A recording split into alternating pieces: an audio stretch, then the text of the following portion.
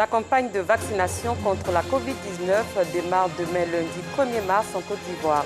Les dossiers de la 2 planches ce soir sur le tourisme en Côte d'Ivoire. Comment a-t-il été impacté par la crise sanitaire du coronavirus? Quelles sont les perspectives? Nous en parlerons dans quelques minutes.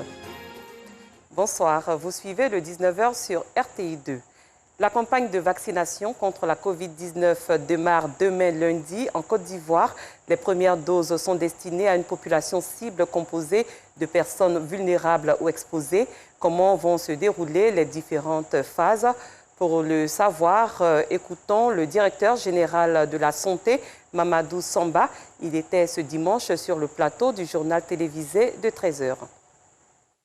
On aura une première phase qui démarre demain, qui concerne les populations cibles dont a parlé le reportage, c'est-à-dire le personnel de santé, les forces de défense et de sécurité et les enseignants. Ensuite, nous aurons une seconde phase où seront concernées toutes les personnes âgées de plus de 50 ans et ceux porteurs de maladies chroniques. Enfin, une dernière phase, la phase la plus grande, concernera toutes les personnes âgées de plus de 18 ans à 49 ans, de sorte qu'on puisse couvrir l'ensemble de la population. Mais demain, nous commençons par le personnel de santé et les forces de défense et de sécurité et les enseignants. Nous avons décidé de faire la vaccination au centre de vaccination que nous avons créé, qui est au Palais des Sports.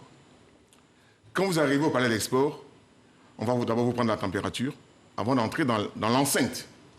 Et il y aura aussi un dispositif de lavage des mains. Ensuite, vous allez aller dans un box d'enregistrement. Ce box va vous permettre de voir votre éligibilité.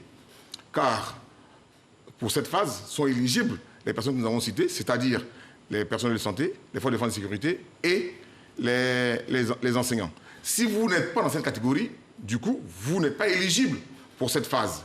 Donc, il y a un chemin sorti qui vous est indiqué. Si vous êtes éligible, vous passez à la seconde phase, qui est la phase de vaccination. Vous partez dans un autre box, qui est un box de vaccination, avec deux agents vaccinateurs qui vous administrent la dose indiquée.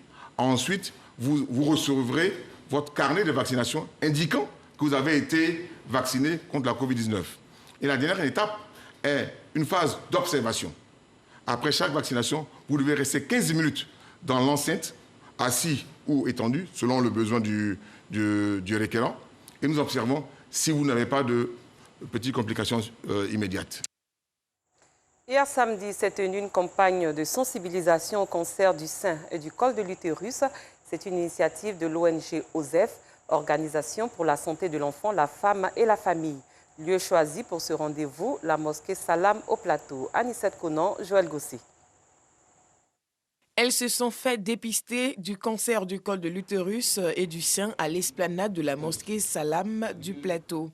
Tenue en prélude à la journée internationale des droits de la femme célébrée le 8 mars, Santé féminine est une initiative de l'Organisation pour la santé et l'enfant, la femme et la famille OSEF. Elle vise à prévenir ces pathologies récurrentes de nos jours qui font assez de victimes au sein de la gente féminine. En fait, j'ai profité de l'occasion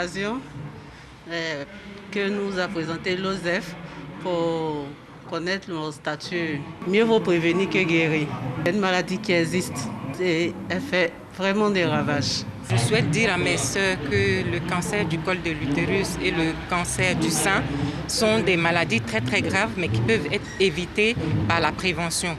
Donc comme l'adage le dit, il vaut mieux prévenir que guérir parce que ce sont des traitements derrière qui sont très lourds. Partenaire de ce projet de dépistage et de sensibilisation au bien-être de la femme, le docteur Adama Chérif se dit satisfait de cette affluence et nous donne plus d'explications sur les cancers du sein et du col de l'utérus. Concernant le cancer du col de l'utérus, il faut dire qu'il y a un vaccin. Le vaccin, il a 2 doses, espacées d'1 an. C'est-à-dire que si on vous fait la première dose aujourd'hui, 1 an plus tard, on vous fait la deuxième dose et vous êtes protégé. Et c'est pour cela, depuis un certain nombre d'années, l'État de Côte d'Ivoire, précisément le ministère de la Santé, organise des séances de vaccination gratuites dans les écoles. Et ça concerne les jeunes filles vierges. Concernant le dépistage du cancer du col de l'utérus, c'est pour les femmes qui ont déjà eu des rapports. Cette campagne de dépistage et de sensibilisation à ces pathologies était doublée d'une opération de don de sang. Prochaine étape de cette campagne de dépistage et de sensibilisation au cancer du sein et du col de l'utérus, la commune d'Abobo. Le 5e rallye de l'espoir pour l'établissement d'un monde de paix a réuni ce 28 février à Séoul, en Corée du Sud, plusieurs dirigeants du monde. Au menu, les défis auxquels fait face l'humanité, ainsi que la consolidation de la paix dans le monde. La cheville ouvrière de cette rencontre est le Dr Ak Ja-moon, cofondatrice de la Fédération pour la paix universelle, une organisation qui œuvre pour l'établissement d'une paix durable dans le monde. Le 5e rassemblement de l'espoir a débuté ce 28 février 2021 en Corée du Sud avec la participation de plusieurs dirigeants du monde. Tour à tour, ces intervenants ont fait part de leurs recommandations pour la consolidation de la paix dans le monde. Ils ont aussi relevé les différents défis auxquels fait face l'humanité, parmi lesquels la pandémie de Covid-19, la dégradation de l'environnement, la pauvreté et la discrimination raciale. C'était l'occasion pour le Dr Ak Ja-moon, cofondatrice de la Fédération pour la paix universelle, une organisation qui œuvre pour la paix dans le monde, d'offrir un message d'espoir basé sur les idéaux d'interdépendance, de prospérité mutuelle et de valeurs universelles. Ce rendez-vous a été retransmis en direct sur 55 chaînes de télévision à travers le monde, en plusieurs langues dont le français, l'anglais, l'espagnol et le portugais. L'un des temps forts de ce 5e rallye de l'espoir, la célébration de l'anniversaire du fondateur de la Fédération pour la paix universelle, le révérend San Myung-moon, qui aurait eu 101 ans ce 27 février, et de son épouse, le Dr Ak Ja-moon. Prestations d'artistes, danse, chants et ballets ont marqué ce 5e rassemblement de l'espoir.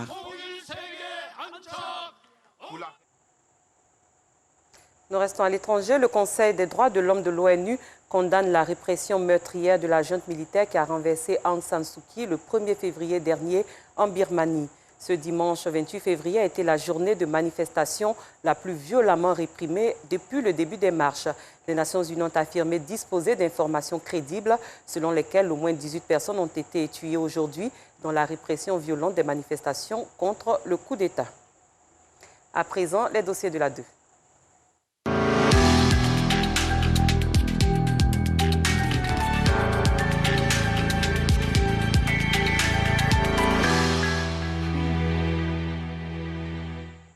Dans les dossiers de la 2, on s'intéresse au tourisme en Côte d'Ivoire, un secteur éprouvé par la pandémie de Covid-19.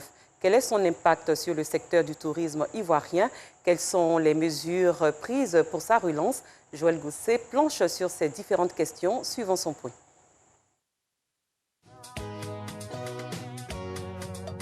Grand Bassam, plaque tournante du tourisme balnéaire sur cette plage quasi déserte, une seule ombre profite de la brise marine.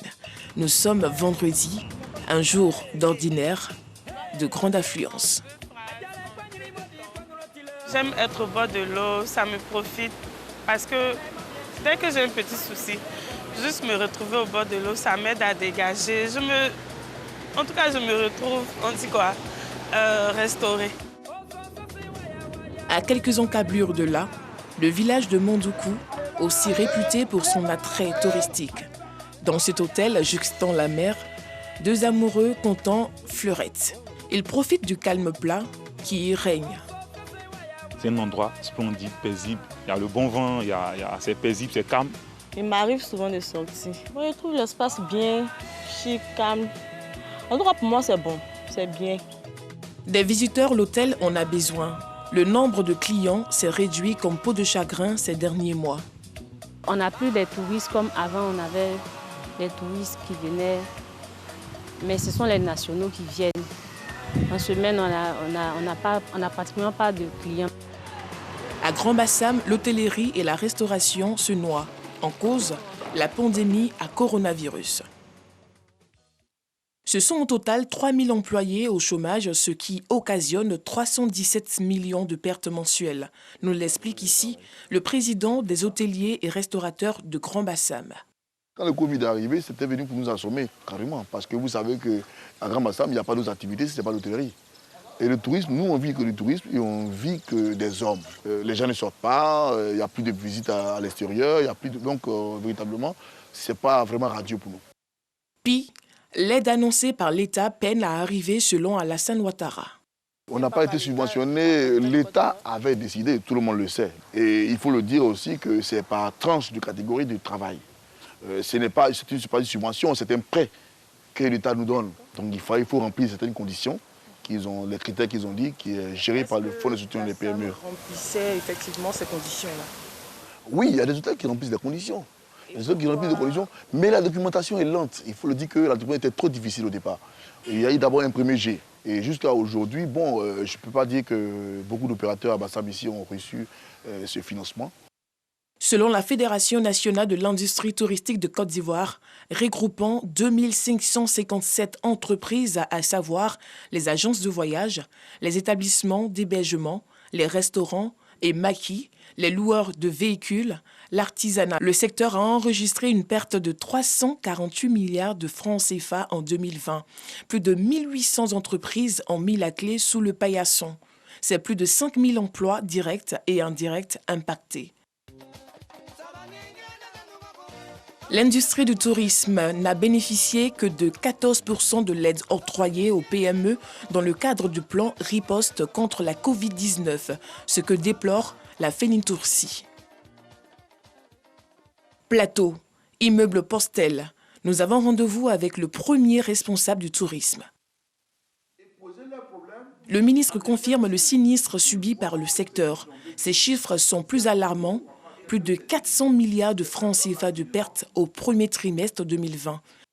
2020 a été une année noire pour le tourisme, étant entendu que nous perdons 70% du chiffre d'affaires dans le milieu du tourisme et des loisirs. Sur la question de l'aide financière apportée aux acteurs, le ministre est formel. Nous sommes à la recherche des possibilités pour promouvoir davantage le tourisme. Quand ils ont une faiblesse dans leur dossier et qu'il y a des manquements, c'est ne pas s'enfermer dans une logique de dire on m'a refusé, c'est de venir vers l'autorité à l'effet d'être saisi pour qu'ils soient rendus éligibles si tant est que le problème qu'ils posent et les difficultés auxquelles ils sont confrontés sont des difficultés qui peuvent avoir des solutions. À l'internat, sanctuaire des musiques urbaines, le secteur du spectacle tente de renaître. À l'affiche ce jour, Ariel Chenet, l'une des grosses pointures du coupé-décalé après la disparition du maître Arafat DJ.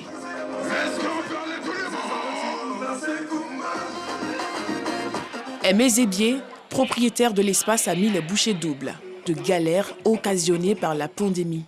Cet espace, entre 60 et 110 personnes, et 110 personnes sans activité, vraiment c'était véritablement pénible.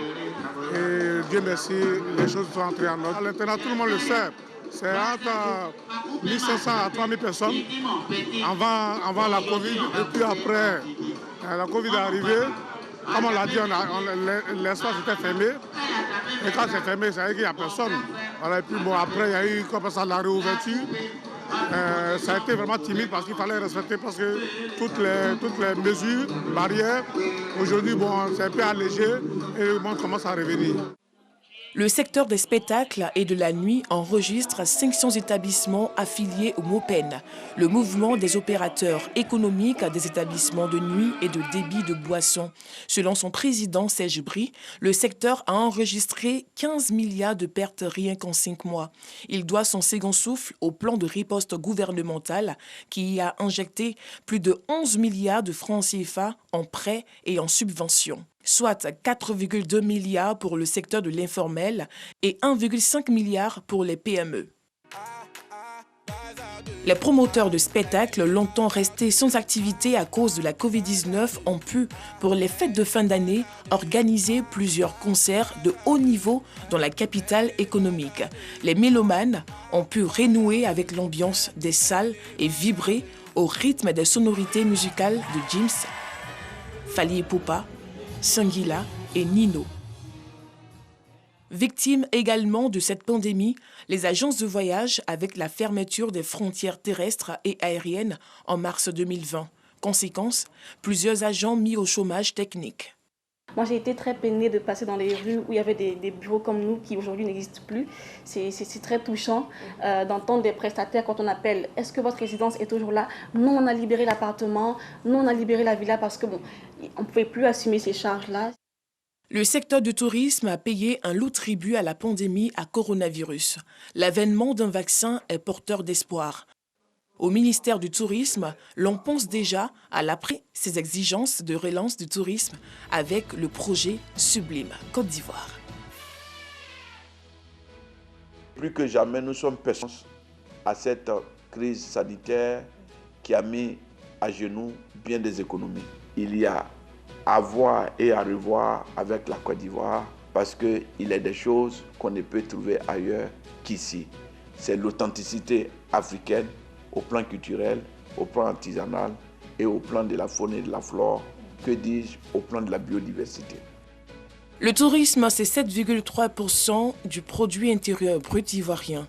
Pour la survie de ce secteur, le ministre Siandou Fofana invite les acteurs à respecter et à faire appliquer les mesures barrières afin d'éviter de nouvelles restrictions.